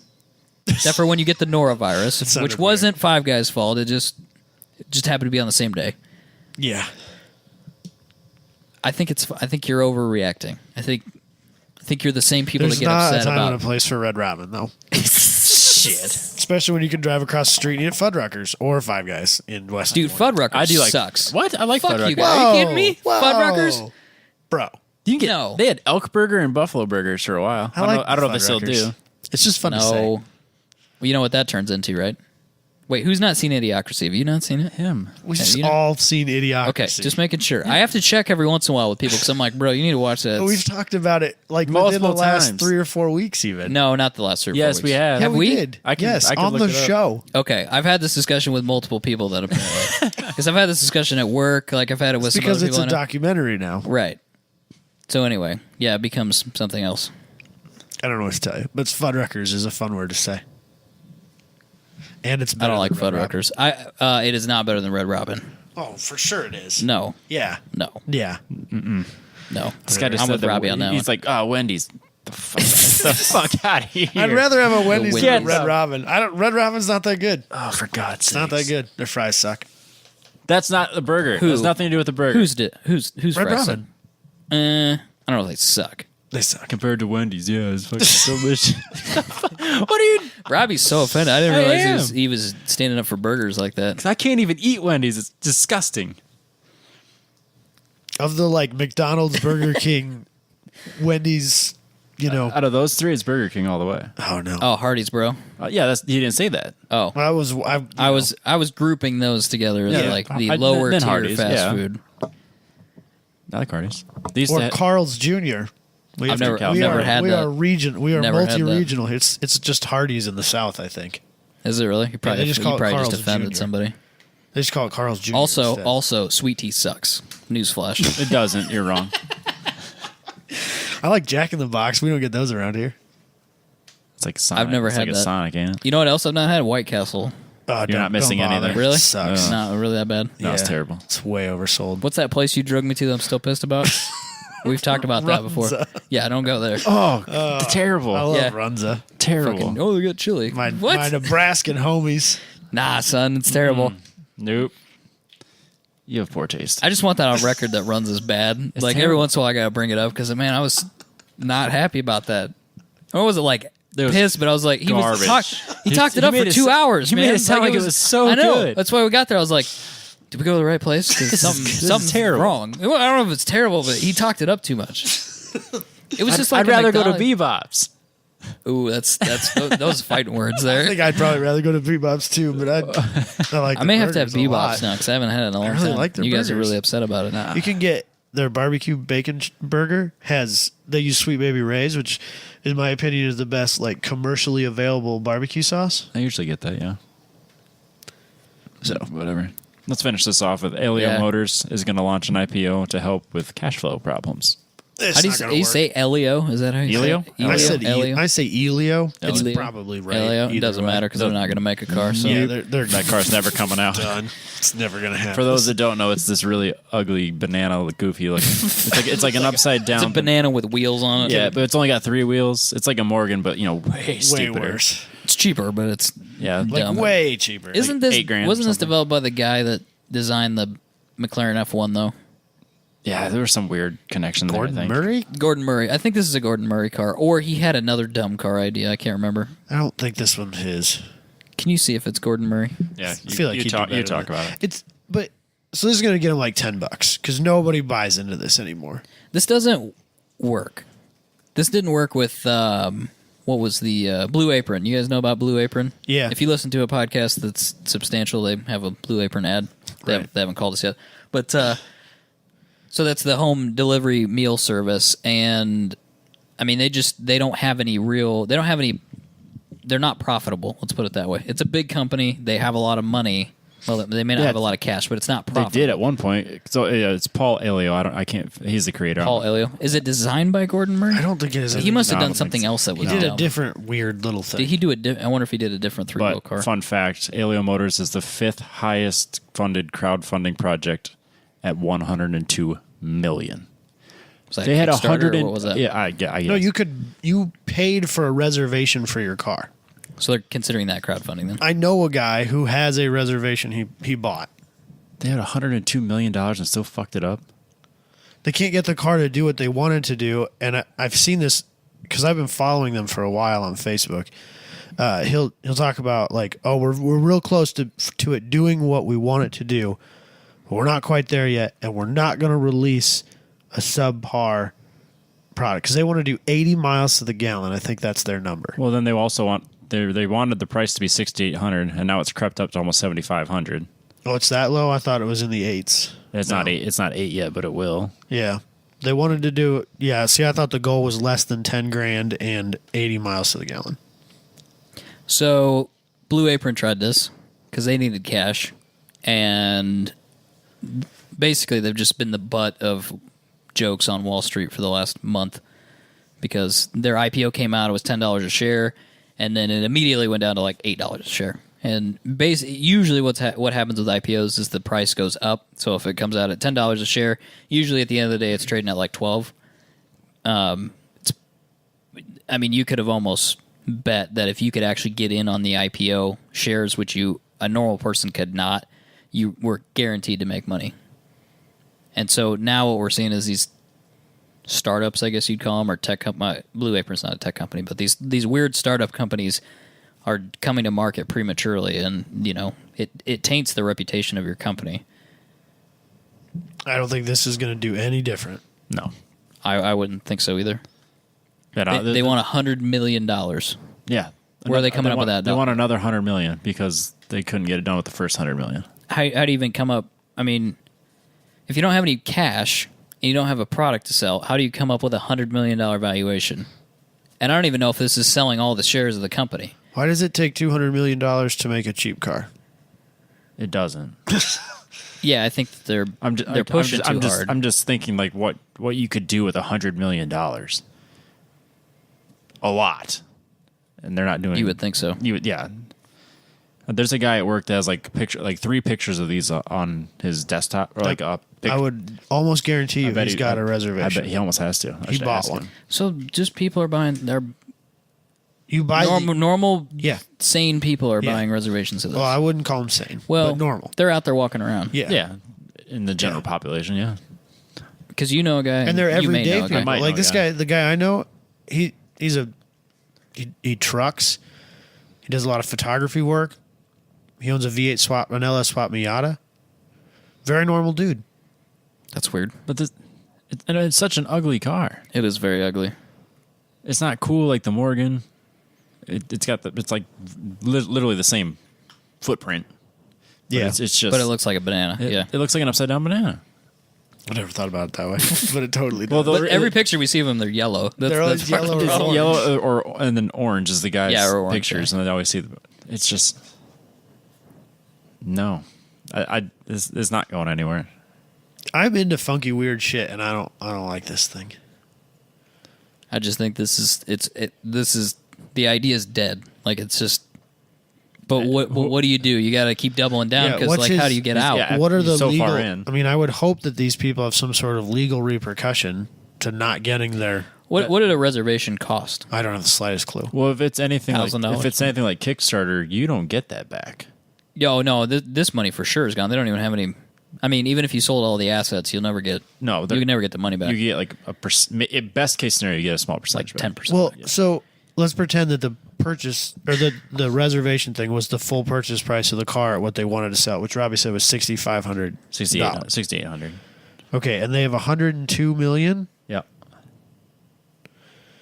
Jesus, that's a lot of how many cars? Zeros Divided by $6,800. That's 15,000 people that would have had to buy one of these. That's a lot of cars. You think there's insane. 15,000 people that have purchased this opportunity? Well, we think two of you know somebody, so I'm going to say yeah. Yeah, the fact that we know could you for sure know too. somebody, and you maybe know somebody. I'm going to say that there are definitely 15,000 people that have. I've seen him make angry Facebook posts about them not delivering on a product that he put money into. Basically saying, well, kissing that money goodbye. If I remember correctly. They should just release a car. Like, what's it make now? At 70? At this point. 70 miles to the gallon? Yeah, that's kind of how I feel. Like, they're small percentages off of their original goal. Just go with that. You're still miles ahead of everybody else. Next, it's just a small 3-cylinder, ain't it? Yeah, it's I think based on the Geo Metro motor. Oh God, because everyone knows because it was cheap. Yeah, maybe it was that. Maybe they started with too cheap of a design. They were able to get that motor, like the the castings and stuff Yeah. like that for next to nothing. GM's like, get this shit out of our Like, warehouse. oh, you want to pay us for this? Yeah, absolutely. Sweet. For $100 million, couldn't you just take this general idea and then dump that engine and get like a I don't know, like a crotch rocket engine or something like that, and then build off of that type of platform? I mean, those get good mileage. But you wouldn't be able to build It'd be light. that. It'd be You wouldn't super be able light. to build that car for the money they were trying to build it for, because the drivetrain alone would eat up a huge percentage of that cost. You can made it up with this drivetrain that it already has. Sorry, the engine itself, just that engine. If you were buying them brand new from the OEM, you're already looking at at least half that cost. I'm saying recreate your own. I mean, it's don't a know. small engine. It's not like it needs to be the most complicated thing in the world. How many horsepower is it? Do we know? Like 0? I don't know. They should have just thrown like no. a Honda 660 in there, like a K car, That's what a I'm key car saying. engine. Just brought those to America. Well, yeah, Sold Honda that makes way. a 55 horsepower, 55. 0.9 liter, 3-cylinder, 0.9. designed especially for the Elio by IAV. IAB. I don't know who that is. Nope. Whatever. It's inconsequential. I think the point is just release your damn car. Yeah, so it gets 70 miles to the gallon and costs $8,000. Close enough. You need to get a product out there. Or, I bet I they think could. that would be a halfway decent product to sell Yeah, where it sits right if now. you could say you just got a call car it- that gets 70 miles to the gallon and costs less than $10,000. and is small and you could park it easily in a city, It's a city car that costs less than $10,000 and gets 70 miles to the gallon. people would buy People that. would buy that. People buy a new Prius, they'd sure buy that. People buying those stupid Mitsubishi things that look like they were designed in 2001. My Is EVs. that what it is? My EV. It's terrible. I've seen it 2 years in a row at the Chicago Auto Show, and it literally looks like it was built in 2001. It's terrible. And people pay more than $10,000 for those, whatever those things cost. Yeah. I think that if he just put out what he has to market, he wouldn't need to. He would be IPO. ahead. He'd have his 100 million. Unless there's something they're not telling us where they literally don't have the cash to do anything else. And then next year, or a few years down the road, when you've sold 30,000 units and you're making some money and you've built a name, release version 2 that does what you wanted to do originally. I think people would be The public would less be pissed. fine with that. Yeah. I mean, that's what Tesla's doing. They promise you the moon, and then they get halfway there, maybe further. But then they release what they got, and like, we promise you this. This is what we got. Here you go, and then they improve on it. At the Like, even- cost that even- this is, yeah, people even are if going they to be did that. way more receptive to that. Yes. There's a lot of people that canceled their Model 3 pre-order. Yeah. Yeah, but they have product coming out the door now. Yeah, in less time than this is taken. Yeah. In a lot less time. Of course, I read a thing today that they don't know where they're going to get the lithium from, but yeah. They're not making any money either, so Details. I guess. They're like, Speaking of they're companies that don't make money, literally can't get that much lithium out of the ground. So this is Yeah, the it'll work. problem I've been talking about for a long time. I didn't read it that thoroughly, but they're like, no. Yep. Or they'll charge you $1 billion. Things that are in batteries are also finite, just like petroleum. Huh. Weird. And I would bet that the excavating equipment that they use, Is nasty dirty. I've heard nickel and that's lithium why mining is really nasty. It's work. open mining. Oh, is it? Yeah, it's very destructive. On top of it all.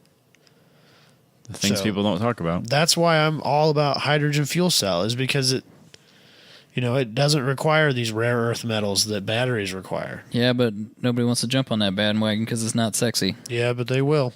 It won't Not take long. Not Hyundai. They said, peace out, nerds. Yeah, they're wrong. Yeah, I know they're. Go Toyota for doing something right. Yeah. For having the technology to make a battery-powered car and then saying, nah, we're not going to do that.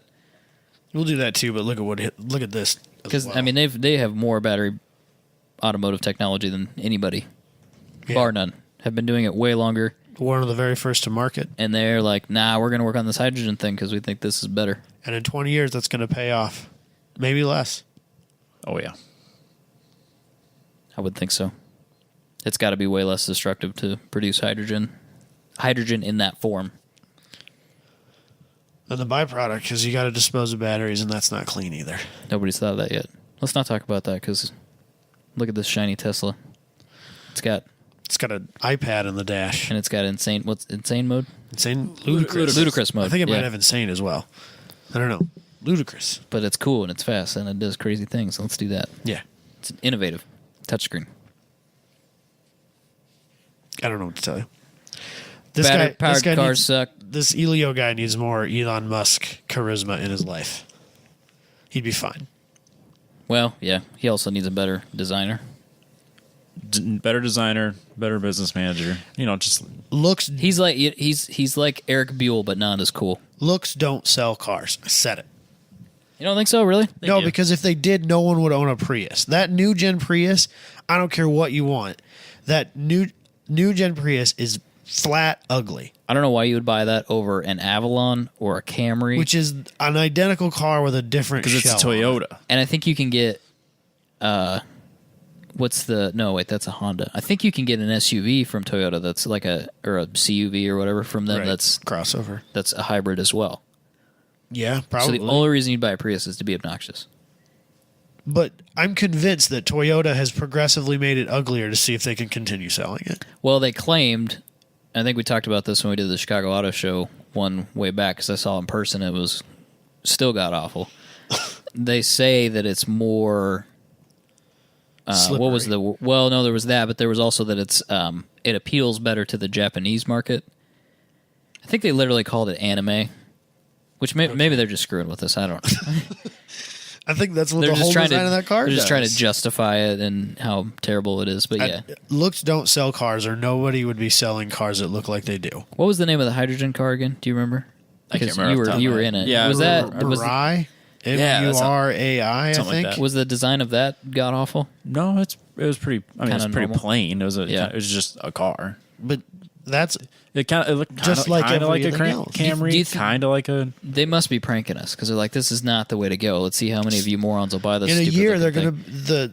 the head of Toyota is gonna be on Impractical Jokers, and they're just gonna be like, look at us. They're gonna make a redesign. It's gonna be even worse. But their hydrogen car looks normalish. It's a nice looking car. I mean, And so does the Camry with the Toyota Yeah, you can have the Prius Camry or the drivetrain in Avalon. it. Yep. Yeah. So I don't think that the fact that we don't think that Elio Motors car looks good to the general public, that doesn't matter. Well, I think for people that want to spend $7,000 on a car, they probably don't care what it looks like. Yep, To exactly. be entirely honest. You have one choice. If you have $7,000 Yep. and you want a new car that I assume comes with some level of warranty, you have one choice, no matter You do. what it looks like, and you're going to buy it. Yeah, you can't even get any form of certified pre-owned car for $7,000. Probably not. So that is literally the only choice in the market. If it comes out. Yep. I think that's it. That's all Is there I got. something else we're supposed to do Nope. in this show? Do we need to do something with that? We probably should just get those shipped out. Okay, to so the start people with. that won the key There's a fob handful things. of you that shared and then won and have not gotten me an address as it stands today on Wednesday. So if you're listening to this and you did share that drift post of Robbie and you think you may have won, go check our Facebook page. I tried to tag you guys, and some of you have not responded yet. I need your Shame. address, or you're just not going to get it. Very and that's shame. not my fault. Free podcast. Well, jeez, rotaries suck. We'll try to get these out here pretty soon. But let's work on doing a giveaway next week's show. We'll get Maybe these the out. week after. Let's not. You're just going to have to come back and find out. Yeah, exactly. Let's not get too far ahead of ourselves. We got to mail a lot of stuff. 10 things is a lot of things to mail. So It's a lot of work. other than that, check out our social media. Go to our YouTube. Also do rating and review on iTunes and on Facebook. And I think that's it. Catch you guys next week. Peace out.